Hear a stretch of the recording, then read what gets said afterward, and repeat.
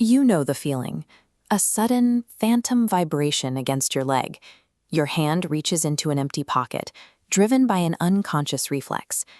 The average person now reaches for their device 96 times a day, often without even realizing they've picked it up. This habit is a stark departure from the promise of 2007. When the first iPhone launched, it was celebrated as a miracle of efficiency. An iPod, a phone, and a portable internet communicator wrapped into a single utilitarian tool.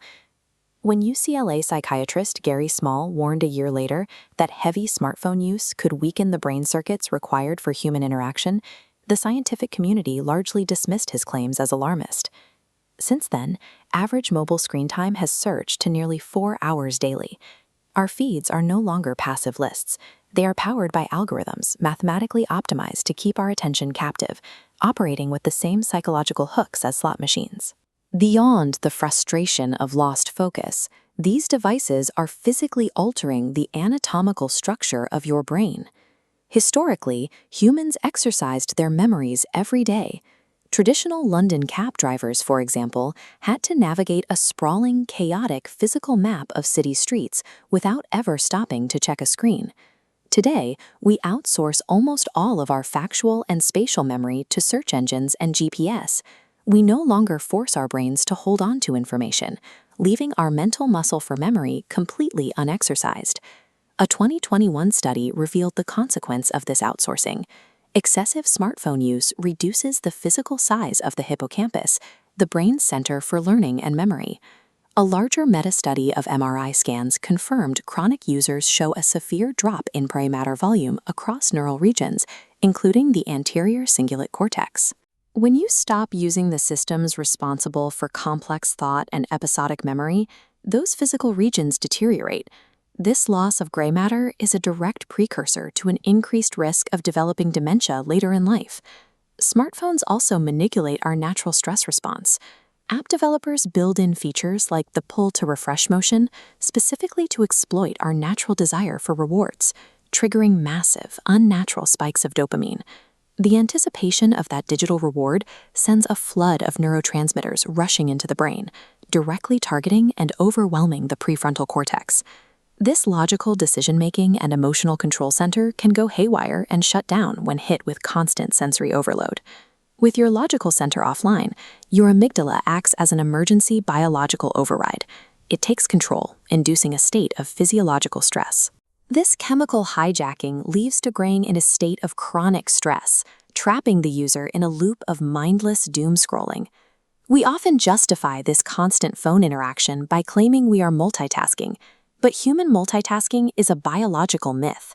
Only about 2.5% of the population can process multiple tasks simultaneously without their performance collapsing. To understand how deeply these devices interfere with our focus, researchers at the University of Chicago conducted a study they called brain drain. They tested how phone proximity alone impacts our ability to think.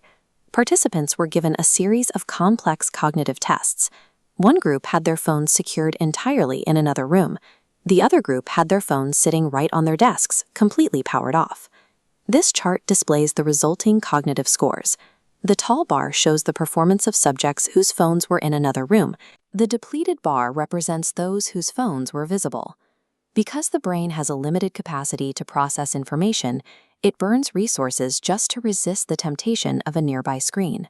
Your device does not even need to be switched on to damage your cognitive function. Its mere presence in the room sabotages your concentration and problem-solving abilities. This raises a question about the trajectory of a society where billions of people are globally operating with shrunken memories and overworked, stressed-out brains. Even the architects of these systems see the damage. Tony Fadell, a key developer on the original iPhone team, has expressed deep regret, comparing the modern smartphone ecosystem to a psychological nuclear bomb. The realization of these cognitive costs has sparked an anti-smartphone movement, with users abandoning their devices for simple dumb phones. But for many, total digital disconnection is impossible in the modern working world. The solution lies in neuroplasticity. The brain is incredibly adaptable, and if the constant digital strain is removed, gray matter can rebuild itself. You can stimulate this repair process with practical habits. Regular aerobic exercise increases gray matter. Reading physical books improves reading comprehension. And committing to a single task instead of dividing your attention allows your brain to successfully transfer information into long-term storage.